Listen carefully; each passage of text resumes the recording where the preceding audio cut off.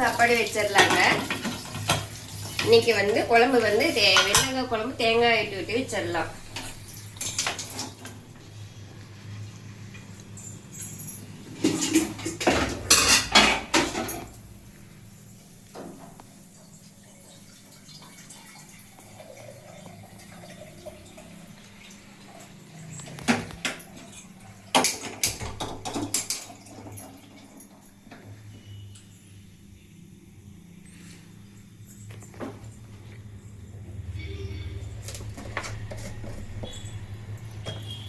எண்ணெய் ஊற்றிக்கலாம்.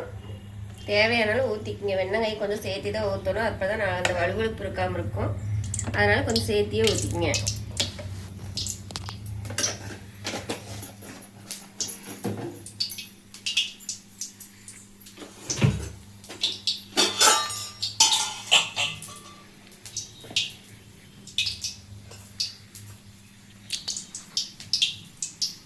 கொஞ்சம் கடுகு போட்டுக்கலாம்.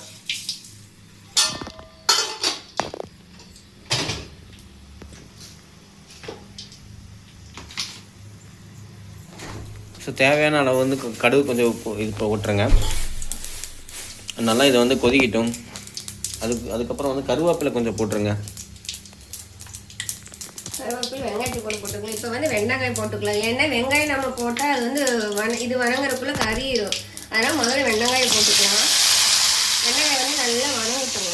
வணங்கின வரவு அப்புறம் பாதி வணங்கின வரவு அதுக்கப்புறம் வெங்காயம் போட்டுக்கலாம்.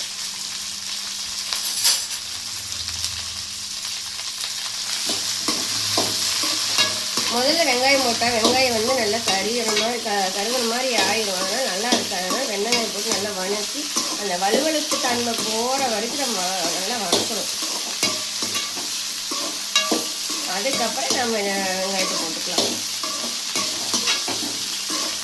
இது சிம்பிளான குழம்பு தான். செஞ்சு பாருங்கள், வீட்டில் நல்லா இருக்கும்.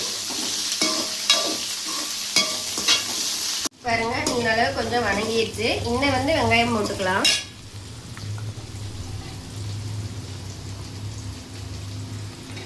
வெங்காயம் நல்லா வணங்கணும். அதனால இது கூட சேர்ந்து வணங்கினா அது வெங்காயம் வந்து வணங்கிடும். உங்களுக்கு ஏன்னா பச்சையா போடுறாங்கன்னு நினைக்காதீங்க, வணங்கிடும். வெங்காயம் உங்களுக்கு போதுமான அளவுக்கு நீங்கள் போட்டுக்கோங்க.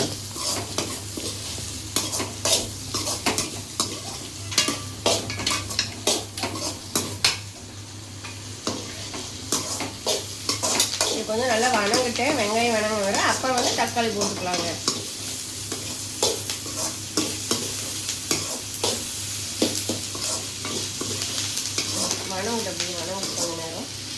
இப்போ பாருங்க எப்படி வணங்கிட்டு வெங்காயம் எல்லாம் வருங்க. பச்சையாக போட்டோம்ல அதில் வரங்க எப்படி வணங்கிட்டுன்னு 2 நிமிஷம் வணங்கிட்டு நம்ம வந்து தக்காளி போட்டுக்கலாம். வெங்காயம் வந்து வலுவழுப்பு இல்லாமல் இருந்தாலும் குழம்பு நல்லா இருக்கும். ஏன்னா நல்லா இருக்காது. குழம்புலையும் அப்படி பார்த்தீங்கன்னா வலுவலுனே தான் இருக்கும். நல்லா மொறு வதக்கிற வரவு அதுக்கப்புறம் நீங்கள் தக்காளி. அப்படி பண்ணக்கூடாது. வெண்டைக்காய் குழம்பு நீ வெண்டைக்காய் வச்சிருக்கல, இன்னும் இருக்கா? இல்லை, அந்த வெண்டைக்காய் சில்லியாக போடலாமே. சில்லியாக போடலாம். வேண்டாம், குழம்பு வச்சுக்கலான்ட்டு குழம்பு வச்சுக்கிறேன். வெண்டைக்காய் சில்லி நல்லா இருக்கும். நான் செஞ்சதே இல்லையே, புதுசாக செஞ்சு ஏதாவது கெட்டுச்சுன்னு என்ன பண்ணுறது? அதான் வேண்டாம். உருளைக்கிழங்கு சில்லி போடுவோம்ல, ஆமாம், அதே மாதிரி தான் வெண்டைக்காய் சில்லியும். அதே மாதிரி ஒரு வெண்டைக்காய் இருக்குன்னா அதை 2ஆக கட் பண்ணி. தெரியும்டா, பாப்போம், ஒரு நாளைக்கு செய்யலாம்.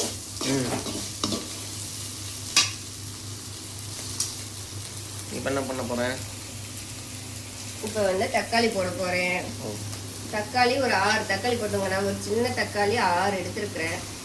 உங்களுக்கு எவ்வளோ புளிப்பு வேணுமோ அவ்வளோ பார்த்து போட்டுக்கோங்க.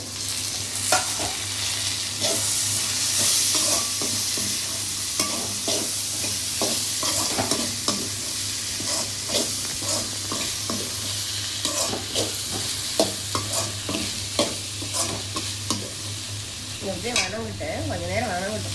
லைட்டாக வந்து உப்பு போட்டுருங்க. லைட்டாக உப்பு போட்டுருங்க தக்காளி வணங்குறதுக்கு. நீங்கள் எடுத்தோடனே கொஞ்சமாக போட்டுருங்க. ஏன்னா நிறையா போட்டிங்கன்னா கொஞ்சமாக மட்டும் போடுங்க போதும்.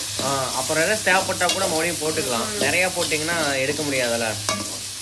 பாருங்க, இப்போ ஓரளவுக்கு தக்காளி எல்லாம் வணங்கிடுச்சு. இப்போ வந்து நம்ம மஞ்சள் தூள் கொஞ்சம் போட்டுக்கலாம். மிளகாத்தூள் உங்கள் காரத்துக்கு ஏற்ற அளவு போட்டுங்க. இது வந்து நாங்கள் வீட்டில் அரைச்ச பொடி. நான் ஒரு 2 ஸ்பூன் போடுறேன். கொத்தமல்லி பொடி போடுறேன். இது வந்து ஒரு 2 ஸ்பூன் போடுறேன். இது வந்து நல்லா வணக்கிட்டு அந்த பச்சை வாசம் வந்து போகணும். மிளகாத்தூளோட பச்சை வாசம் போகணும். கொஞ்ச நாள் நல்லா வணக்கலாம்.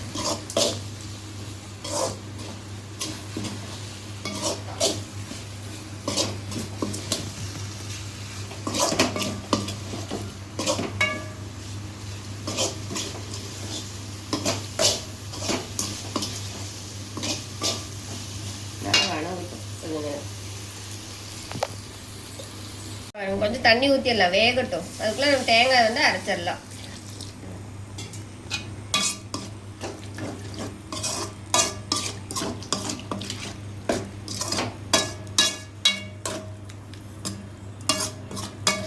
தேங்காய் வந்து அதுக்குள்ள நம்ம அரைச்சிக்கலாம்.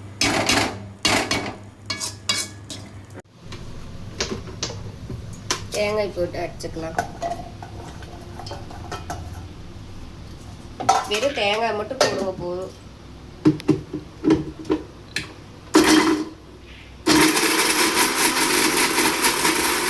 அரைச்சாச்சு. இந்த மாதிரி கொஞ்சம் லைட்டாக பதம் இருக்க மாதிரி அரைங்க. தான் நல்லா இருக்கும். ரொம்ப வலிவெல்லாம் அரைச்சா நல்லா இருக்காது.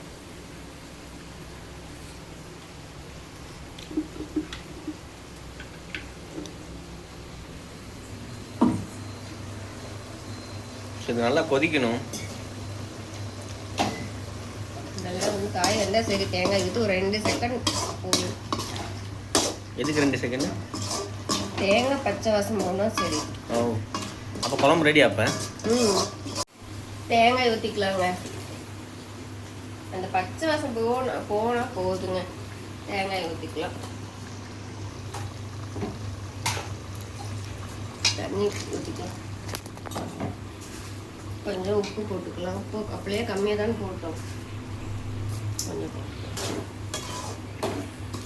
கொஞ்சம் தண்ணி, ரொம்ப தண்ணி ஊற்றிடாதீங்க. ரொம்ப தண்ணி ஊற்றினா வந்து ரொம்ப தண்ணி மாதிரி ஆயிடும். டேஸ்டே இருக்காது. ஓரளவுக்கு கெட்டியா இந்த அளவுக்கு இருந்தால் சரி. ஒரு 5 நிமிஷம் காயிட்டுங்க. காய்ஞ்சு இறக்கி ஊற்றிடலாம். பாருங்க, ஓரளவுக்கு பாருங்க நல்லாவே கெட்டி ஆயிடுச்சு. ஒரு 2 செகண்ட் விட்டால் போதும். குழம்பு ரெடி. குழம்பு ஆச்சு.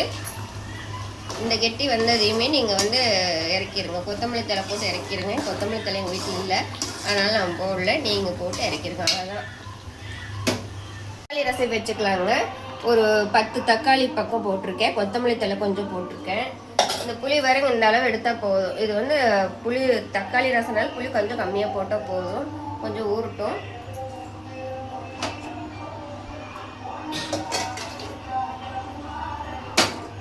இப்போ வந்து நம்ம பச்சை மிளகாய், இஞ்சி, பூண்டு இதெல்லாம் தட்டி போட்டுக்கலாம்.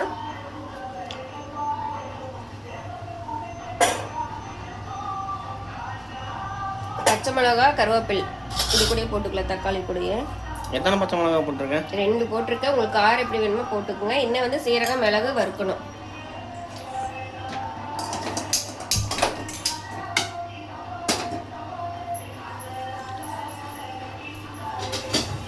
நல்லா இது நீங்க கொஞ்சம் எண்ணெயை ஊற்றி நல்லா காய வச்சிருங்க. ஊற்ற வேண்டியதில்லை. அப்புறம் எண்ணெய் தேவையில்லையா? எண்ணெய் தேவையில்லை.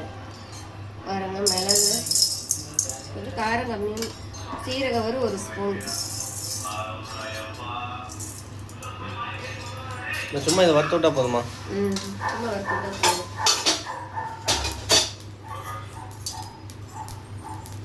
வறுத்து வந்து பொடி வைக்கணும். மிளகு சீரகம் மட்டும்தான் அரைக்கணுமா? இல்லை அந்த கல்லில் தட்டிடுவியா? பண்ணணும். பொடி பண்ணி இந்த தக்காளி கூட எடுத்து போட்டு நல்லா பிணைஞ்சு ரசம் வைக்கணும். வறுத்து பொடி பண்ணிட்டு எவ்வளோ நேரம் வணக்கணும்? நல்லா பொரிஞ்சா சரி.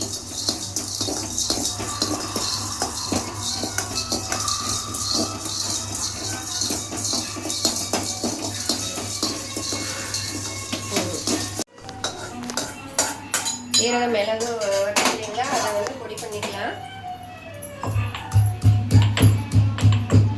என்ன புகை வருது? கூட போட்டிருக்கோம்ல, அதனால புகை வருது. இன்னைக்கு வரைக்கும் இவ்வளோ தட்டினோடனே புகை வருது.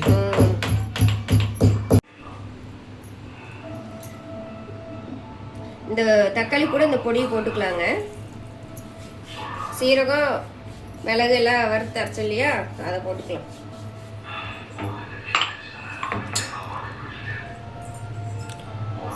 இது வந்து நம்ம நல்லா பிணைஞ்சிக்கலாம்.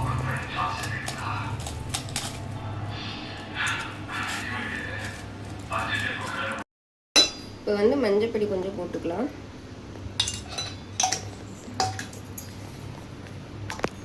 பெருங்காயத்தூள் கொஞ்சம் போட்டுக்கலாம்.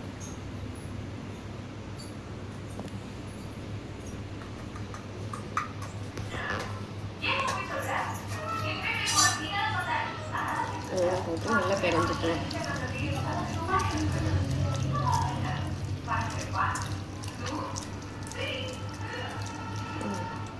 ஃபஸ்ட்டு தாளிச்சுக்கலாம் இருக்கு.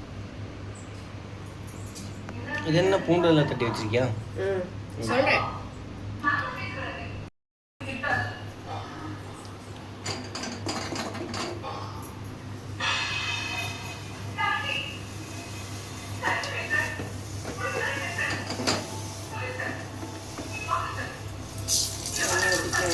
எண்ணெய் ஊற்றிக்கலாம்.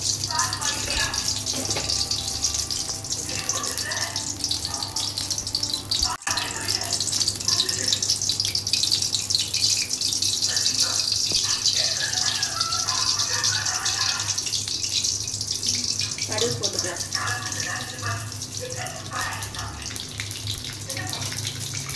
உங்களுக்கு கடுகு நல்லா ரசத்துக்கு பச்சை மிளகாய் போட்டிருக்க வேண்டியது. பச்சை மிளகாய் போட்டிருக்கேன்னா இல்லை நிறையா போட்டிருக்க வேண்டியது தானே.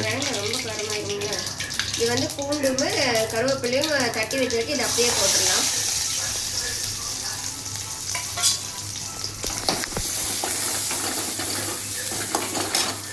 பாருங்க, 2 வரமிளகா முழுசா போட்டுக்கலாம்.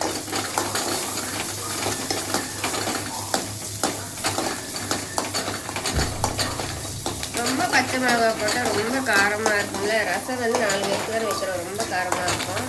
அதனால வேண்டாம், கொஞ்சமாக போட்டு போகணும். மிளகு போட்டிருக்கோம்ல, அது காரம் வரும்.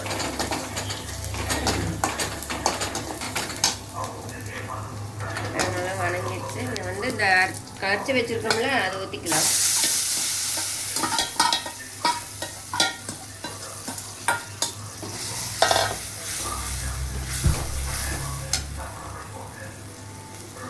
அப்புறம் புளி நம்ம ஊற வச்சிருந்தோம்ல, அதை கரைச்சி வச்சிருக்க ஊற்றிக்கலாம்.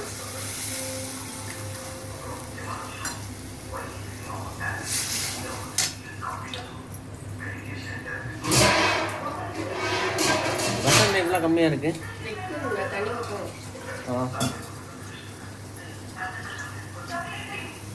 புளி எவ்வளோ இருக்கோ பார்த்து தண்ணி ஊற்றிக்கிங்க. தண்ணி வந்து நீங்கள் ரசம் இது பண்ணியிருந்தீங்களா, ஸோ அந்த இதுலேயே தண்ணி இது பண்ணிடுங்க. உப்பு உங்களுக்கு தேவைக்கேன்னு போட்டுக்கோங்க.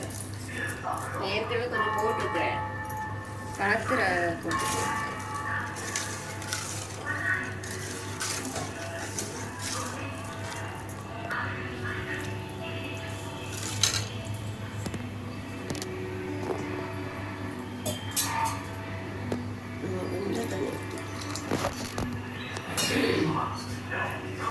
உப்பு பத்தல இது பாஃப் பண்ணிடலாம். ரசம் ஆச்சு. கொத்தமல்லி தழை மறுபடியும் கொஞ்சம் போட்டுக்கலாம். இல்லைன்னா வாங்கிட்டு வந்தாச்சு, கடையில் இருந்து வாங்கிட்டு வந்து கொஞ்சம் போடும். அவ்வளோதாங்க, ரசம் ரெடி